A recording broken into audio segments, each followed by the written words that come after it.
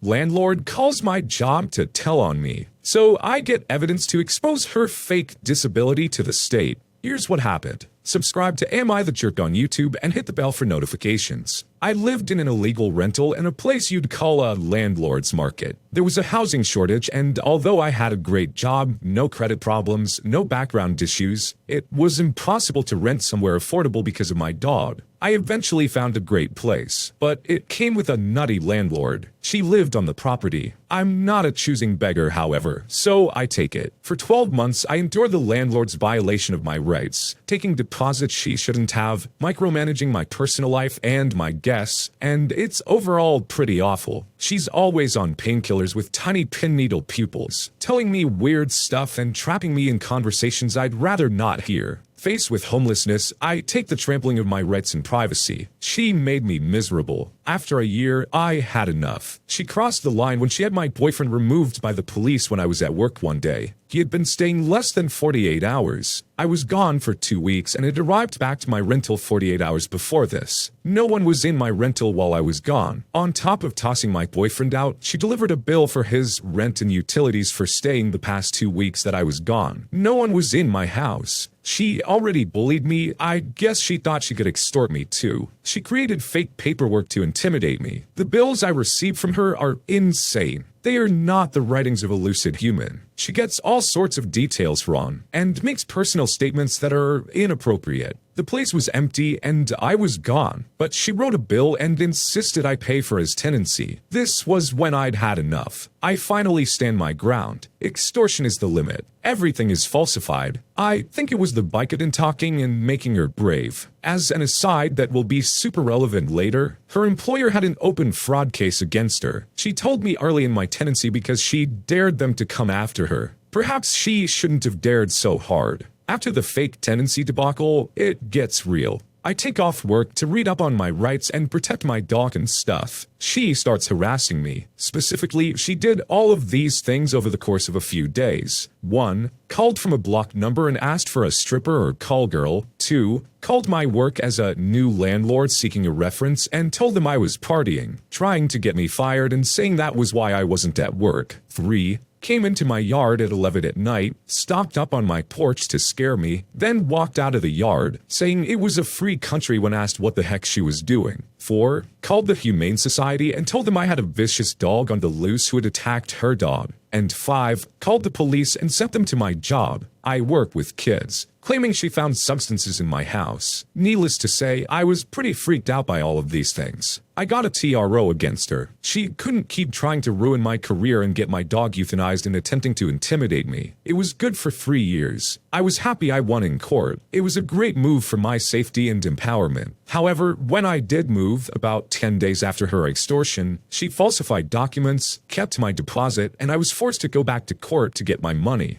Again, I won, and although it took a lot of time and energy, eventually it was garnished from her account. I not only got out of my lease, rightfully, but took my deposit money back against her will. I had a restraining order for 3 years, and she didn't know my new address. I was thrilled. The torment she put me through was unbelievable. Now, let's get to the revenge. Remember that fraud case she boasted about? Well, it came back to bite her. Landlord boldly did construction, flying high on Vicodin, while collecting disability because she was wheelchair-bound. See the issue here? She played the system to get into paid early retirement, ate pills all day, increased her property value by building up her space, and collected money from illegal rentals. 4 months before I moved out, she was doing construction, and I had a strange feeling I should document her fraud. I knew she could turn on me at any point. And, well, I'm sure glad I had the foresight to do so. She had gone to work the first day of her contract and fallen out of a wheelchair on a ramp that was not up to code. Almost 4 weeks later to the day, she was happily at home continuing with her activities, building a tool shed from scratch. She was doing construction with no wheelchair. She was bold and figured she could never get caught. She was doing all sorts of physical activity. I decided to film her and make sure the date was noted. I also took pictures. Some part of me just knew I should document what I was seeing because she was an awful human being who was leeching off the system. She worked in education and she couldn't be fired. Her position was tenured and she was holding her spot while on medical leave for over 4 years. They legally simply couldn't hire a new teacher. Substitutes poured in and out of her classroom. Hundreds of children missed out on a legitimate education because she held her spot. She was scum. I worked in a similar field, so I knew what damage she was doing with her actions. Back to the eviction/TRO event. Shortly after moving out, when the restraining order was in effect, I went to her employer and offered evidence in his fraud case. It was a serious state-led fraud case against her. They were going after her. He was elated that I had such strong evidence. He put me in touch with private investigators. I handed over the evidence after sitting down with them and giving my statement of her activity and how she was mobile at home. I didn't have to exaggerate, and I didn't have to lie. I just told them exactly what happened. Even if she didn't burn me, I felt like I was doing my civic duty by ensuring the kids had a real teacher in their classroom instead of this piece of garbage. Months later, I called the investigators and found out my evidence was what really sealed the deal. She was convicted of disability fraud.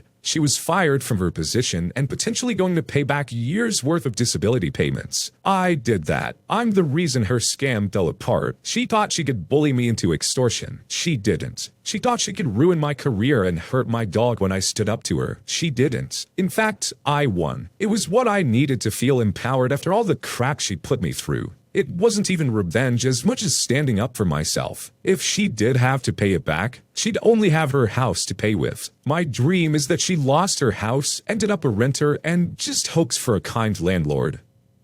This lady is the definition of a jerk. Not only is she bullying and trying to extort our original poster, but she's also faking a disability at a tenured position. Come on now. Tenure means you got it easy. You just gotta phone it in for the rest of your career. They can't fire you. You don't even need to try. All you gotta do is show up. And she couldn't even manage to pull that off. She just wanted to sit home eating pills all day. Clearly, it had affected her judgments. Otherwise, she would have realized what a bad idea all of this is. You're ticking off your tenants like this, and they know what you're up to, then they're not exactly gonna be on your side. You might be able to get away with being a jerk for a while, but trust me, those people you're being a jerk to are looking for any way they can to screw you over.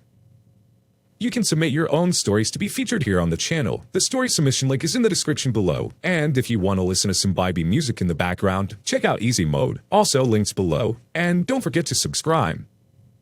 Karen refuses to hear me out when I'm just trying to explain to her that her car's about to be towed. I work security for a private business campus that has venues that are often rented by outside groups. One particularly large hall was rented by a local church group, and we sold their tickets at the box office immediately in front of the venue. Without going into boring detail, there was only one way into the hall for the general public, but numerous exits with cameras everywhere. Parking is free in all three of our parking decks, except in clearly marked reserved spaces, which will be important soon. While visitors were still arriving for the event, our dispatch center received a call from our largest campus tenants complaining that there was a car parked in one of their 24/7 reserved spaces and they need it moved ASAP. This company pays for these spaces and is constantly using them at all hours of the day and on weekends, which is why we have numerous highly visible signs for this row of spaces warning people of this fact and that towing is in force. We reviewed camera footage and saw that the owner was a woman dressed in fine Sunday clothes that were an almost painful shade of lime green with a matching hat. This would have been enough to identify her even in our large hall. But we then noticed that she bypassed the ticket line and made her way to one of the venue exit doors. She stayed there for several minutes, and when one of the cleaning staff exited, she slipped in behind them. We're still not sure how she knew she could do this. As the supervisor on duty, I entered the hall and found her in one of the front rows sitting in a group of people. She saw me coming in my security uniform and immediately scrunched up her face. "Ma'am, can I now? I just sat down. What is it you want?" She was already on the defensive and loud. Not a sign of innocence in my experience. "I'm with campus security, and I need to ask, what you need to do is leave me alone. I'm sitting with my family, and we're here to enjoy my nephew's concert. Ain't nothing so important you rent-a-cots need to be bothering me like this. Actually, it is important. If you wouldn't mind coming with me, we can talk in the aisle and— No, you ain't kicking me out of here at my nephew's church concert." Now she starts avoiding eye contact with me. She thinks I'm here because she didn't buy a ticket, but I don't care about that. I'm trying to tell her about her car before we have to tow it. This is her only chance to move it herself. "Ma'am, I'm not here about how you got inside this hall.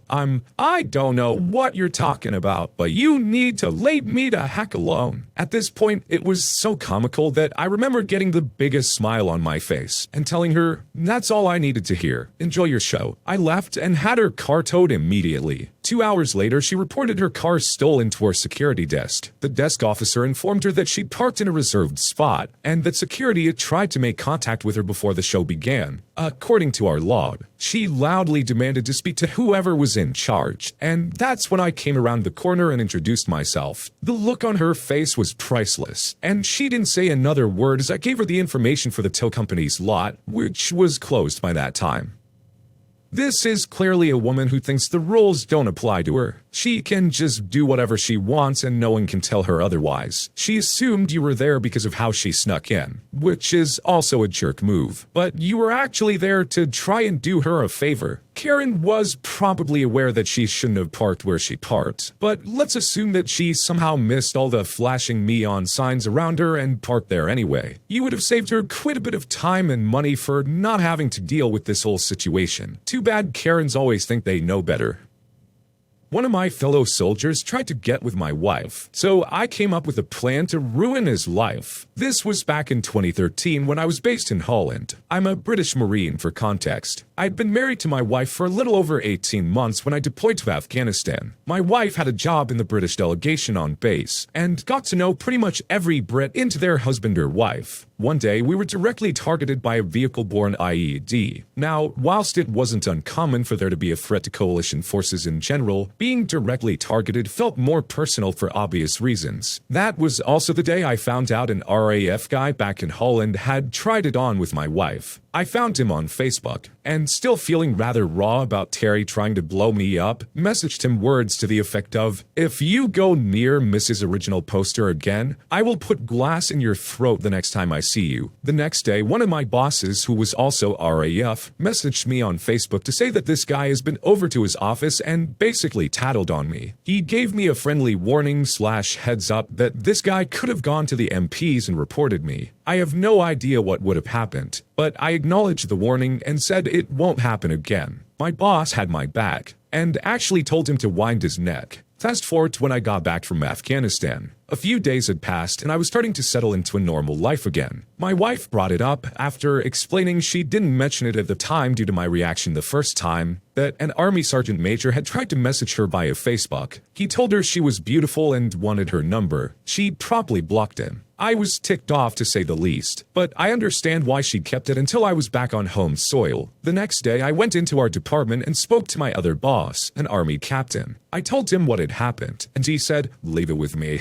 He basically had a chat with him, and nothing came of it. I felt deflated, and even more ticked off. That was until our senior military officer came into our department. He welcomed me back and asked how my tour was. Still ticked off, I said, "It was good, sir." With the exception of Sergeant Major Jerk tried to get round my wife. He was understandably a little taken aback. About an hour or so later, he emailed me saying that he feels the need to do something official about this. Something I had forgotten was that the Colonel and Sergeant Major belonged to the same regiment, so having one of his own behave like this had clearly gripped him. I told him the full story, and provided screenshots of what Sergeant Major Jerk had said to Mrs. Original Poster. For this to go official, my wife had to provide a statement. Unfortunately, Mrs. Original Poster is very non-confrontational and said she didn't want this to continue. I respected her wishes of not wanting to provide a statement, but hatched a plan that would be 3 years in the making. The timing is important. I emailed the Colonel and said that Mrs. Original Poster had declined. However, I felt the need for some formal recognition, so I asked that Sergeant Major Jerk write a letter of apology, addressed to both my wife and I, which is to be signed and dated. It was granted, and I received said letter 2 days later. It said, "I'm writing this letter to both of you to apologize for the torment and anxiety that you both must have felt from the messages you received from my Facebook accounts. To Mrs. Original Poster, nobody should ever be in a situation where they worry about going to work because of who may come through the door, especially so when they have the added stress of a partner being operationally deployed at the time. The anguish that you must have felt at this time is immeasurable, and for this I apologize. to original poster, being operationally deployed is stressful enough, without the added stress and worry about family back home. Support from home and loved ones is what carries many people through tough times whilst on tour. For any undue angst I caused, I apologize. I regret any hurt and anguish caused by this issue, and apologize wholeheartedly and unreservedly to you both. Signed, Sergeant Jerk.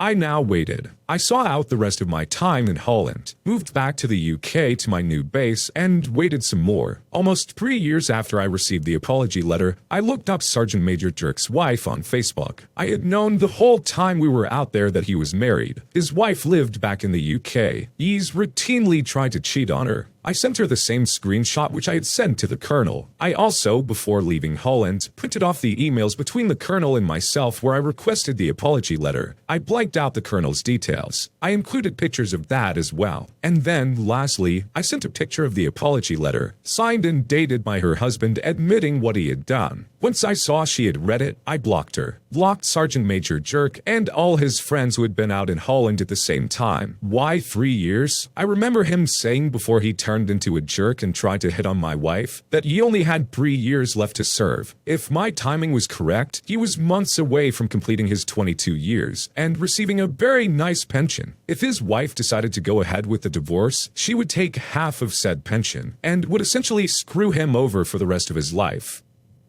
Honestly, I just feel bad for our original poster that all of this even happened. Not only once, but twice with 2 different dudes. Is this like a thing in military culture? You know one of the guys is off deployed and their wife might be feeling lonely, so you take your shot? It's really kind of gross behavior. But the fact that it happened twice in such a short period of time leads me to question how often this actually goes on. Thankfully, our original poster's wife handled the situation gracefully and remained loyal. And that's all the reassurance our original poster really needs. At the end of the day, there's always the potential for guys to hit on her. It's up to her at that point to say no, and that's exactly what she did. Our jerk in this story got exactly what was coming to him. Original poster just had the foresight to time it perfectly. My employer docked 2.5 hours a week for lunch whether I took it or not. I worked for prestigious millwork. We made cabinets and custom moldings and things like that. Very, very high-end, working with companies on tight schedules. I was the only truck driver. The company was owned by a husband and wife, and the wife did not like me. They'd implemented mandatory lunches for everyone in the shop and building, etc. But due to the uniqueness of my position, I usually don't have to adhere to stupid rules like that. And I knew it was just a way for them to screw the workers, because a lot of the guys were dedicated and would work through lunch. She finally caught up to me one day and was reviewing my time card and was angry and said, "I don't care. You don't have any excuse. You must take a lunch." I argued the point and said some of the materials I was picking up were critical. She said she didn't care. So I would go pick up zebra wood that they needed right away at noon, and after the load was loaded, I pulled into Burger King and ignored any phone calls that my manager sent, and got back to the shop 2 hours later. He was livid, because he had 3 very expensive clients standing around waiting for me. Needless to say, I never had to take a lunch again.